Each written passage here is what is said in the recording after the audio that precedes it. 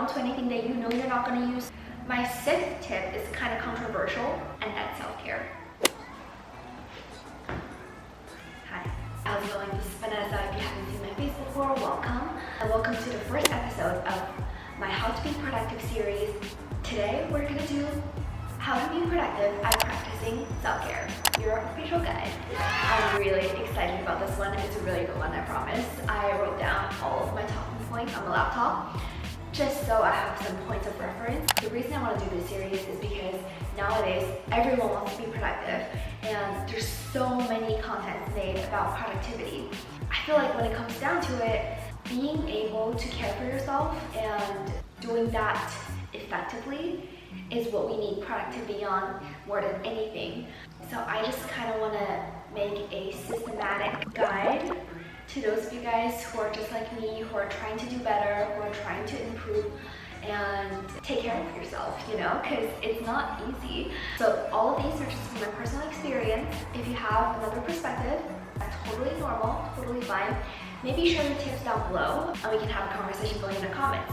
Without further ado, please subscribe and like the video if you find this helpful or informative. Let's get started. With self-care, I feel like there's the intangible part and tangible part. The intangible part is thinking patterns, your thoughts that relate to self-care, and the tangible part is easier. It's like the physical things that you can implement in your life. So we're gonna start off by talking about the intangible parts a little bit before moving to the tangible part. I found these 3 tips to be the most helpful when it comes to approaching the intangible side of self-care. So when you're practicing self-care, you have to practice putting yourself first. You have to feel like the main character in your life.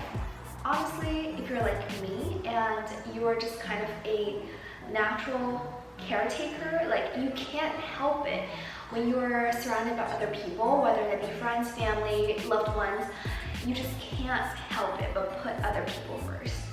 It's a virtue, granted, and it's nice to want to take care of others, of course, but I feel like there's a balance to the practice and you can't forget putting yourself first sometimes because that's essential to self-care.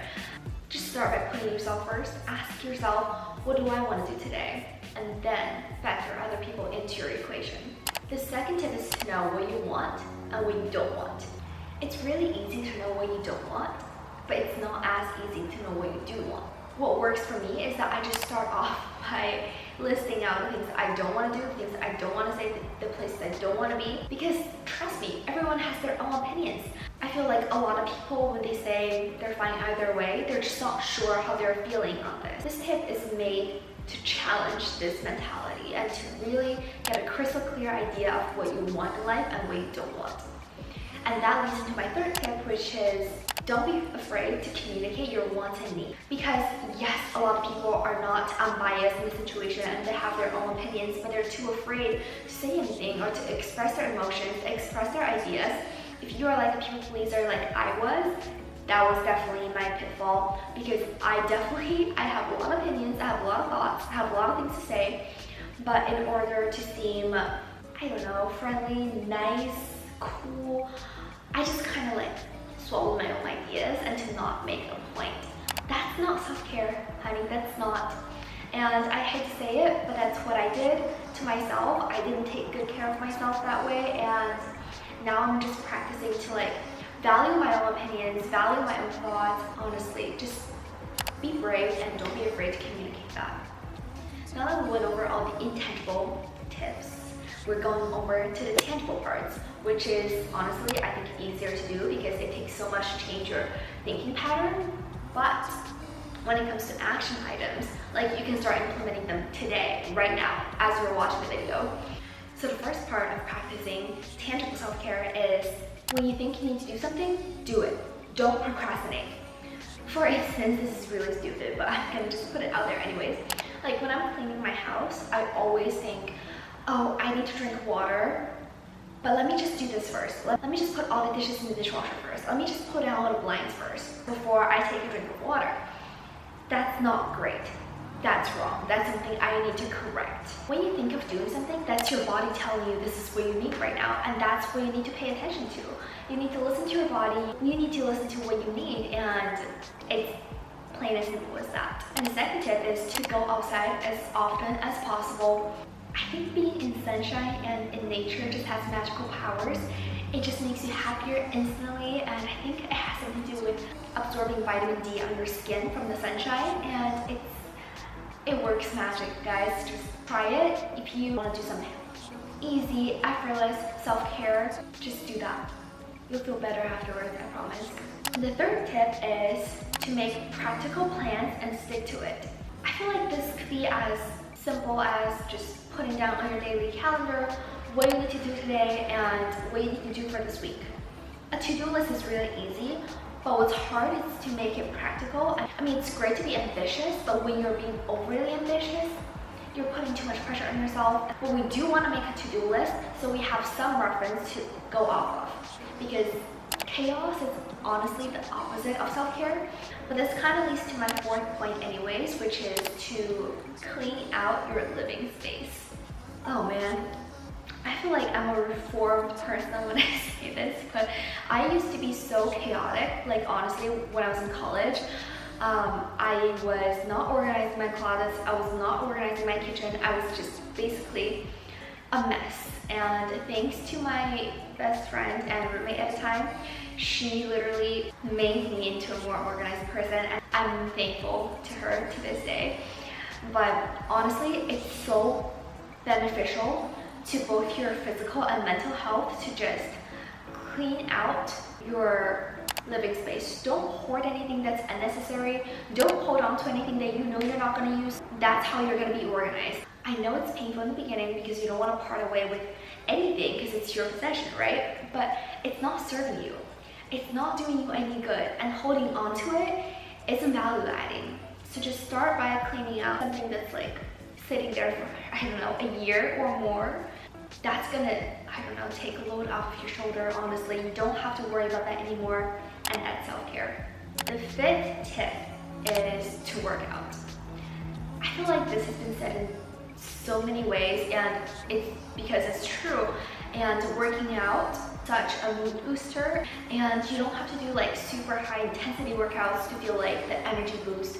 By no means that's what I'm saying. You can literally just like stretch in your apartment and choose whatever that's easy for you. Choose whatever that makes you happy. But just moving your body.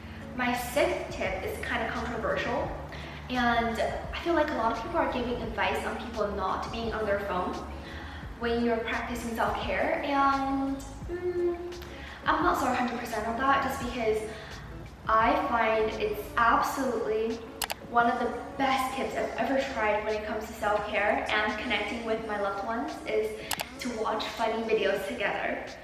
This is a scientific fact. Laughing releases endorphins, and that's the happy hormones in your brain. That's gonna make you feel better, that's gonna make you feel like you're more energized, just a better person overall.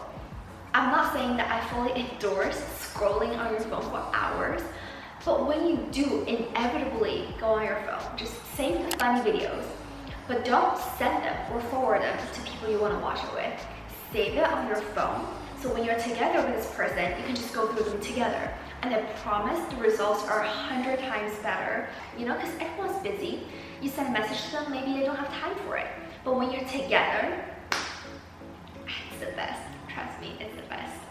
My last tip for practicing self-care tangibly is to do more home-cooked meals. My level of happiness just went through the roof when we started to cook at home, and honestly, it's hard at first and it's so worth it. It is really worth it. You're feeding your body really healthy food. You're spending quality time with your partner or your friends or yourself in the kitchen trying to make something that's good for you. If you make that into a habit, honestly, I just think it's a really fulfilling act of self-care.